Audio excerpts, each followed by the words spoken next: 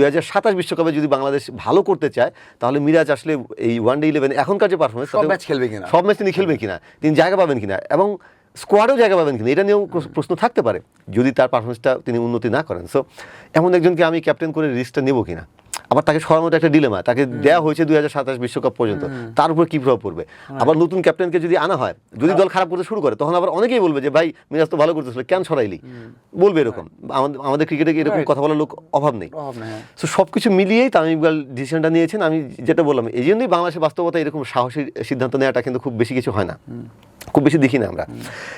এই মুহূর্তে কিন্তু ডিসিশনটা খুব পপুলারও হয়েছে বাংলাদেশের ক্রিকেটে। পপুলার ডিসিশন এবং সাহসী সিদ্ধান্ত দুটো একসঙ্গে নেওয়ার ইতিহাস নজির খুব বিরল। তো তামিম ইকবাল সেটা নিয়েছেন, এবারে সাহসী সিদ্ধান্তটা নিয়েছেন। এতে যেটা হবে যে মানে সাদা বলের ক্রিকেটের, তিনি যেটা বলছেন, সাদা বলের ক্রিকেটের একটা স্ট্যাবিলিটি আসবে দুইটা ফরম্যাটে। এবং তিনি দেখেছিলেন যে আসলে ক্যাপ্টেনকে, দলের উপর ক্যাপ্টেনের প্রভাব কতটা। হ্যাঁ, সেটা একটা, আমি বিস্তারিত উইথ অল ডিউ রেসপেক্ট বিস্তারিত যেতে চাচ্ছি না, মিরাজের সেসব কিছু নেই, কিন্তু ক্যাপ্টেনের প্রভাব, ড্রেসিং রুমের প্রভাব, কতটা রেসপেক্ট তিনি আদায় করতে পারছেন, দল তাকে কতটা সমীহ করে, নেতা হিসেবে কতটা শ্রদ্ধার চোখে দেখে, সময় দেখে, এই ব্যাপারগুলো কিন্তু বিবেচনায় ছিল।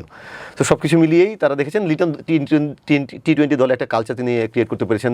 নট নেসেসারিলি যে রেজাল্ট সবসময় তার পক্ষে গেছে, কিন্তু একটা কালচার তিনি ক্রিয়েট করতে পেরেছেন, দলের ভেতর তার একটা রেসপেক্ট আছে লিডার হিসেবে। হ্যাঁ, সো তিনি আসলে সাদা বলটা তার উপর জন্য দেওয়া হয়েছে। শান্ত লাল বলে ক্রিকেটের সেই রেসপেক্টটা তিনি দলের কাছে পাচ্ছেন, সো তাকে দেওয়া হয়েছে। সো আমি মনে করি যে একটা যুগান্তকারী সিদ্ধান্ত, সময় বলবে আসলে কতটা ভালো হলো। লিডারের পার্সোনাল ফর্মটা এখানে একটা গুরুত্বপূর্ণ ব্যাপার। সো তাকে সেই ফর্মটা ফিরিয়ে আনতে হবে, তাকে পারফর্ম করতে হবে, কারণ বাংলাদেশের ক্রিকেটে এটাই হয়েছে বেশিরভাগ সময় ক্যাপ্টেনদের ক্ষেত্রে ব্যক্তিগত ফর্ম। দেখুন মুমিনুল হক যখন টেস্টে ছিলেন, টেস্ট ক্যাপ্টেনশিপ বাংলাদেশের যে টেস্ট কালচারের কথা বলছি, তার হাত দিয়ে শুরু হয়েছে। এই পেস বোলিংয়ের বিপ্লব তার হাত দিয়ে শুরু হয়েছে, কিন্তু তার পার্সোনাল ফর্মটা এত খারাপ হয়ে গেল, টানা 8টা ইনিংসে তিনি সিঙ্গেল ফিগার আউট হয়েছেন। তখন আসলে উপায় ছিল না তখন তাকে ছড়িয়ে না দেওয়া ছাড়া। সো লিটনের ক্ষেত্রেও এই ব্যক্তিগত ফর্মটাই আমি মনে করি সবচেয়ে বড় বাধা হবে। তিনি যদি রান করতে পারেন তাহলে সমস্যা হবে না, কারণ অ্যাজ এ ক্যাপ্টেন তিনি দুর্দান্ত, তিনি ভালো করবেন, টেকনিক্যালি ভালো করবেন, দলের উপর তার সেই প্রভাব আছে। দল কেমন করবে সেটা তো অনেক কিছুর উপর ডিপেন্ড করে। ক্যাপ্টেন হিসেবে তিনি ভালো করবেন, ব্যক্তিগত পারফরমেন্সটা ইম্পর্টেন্ট।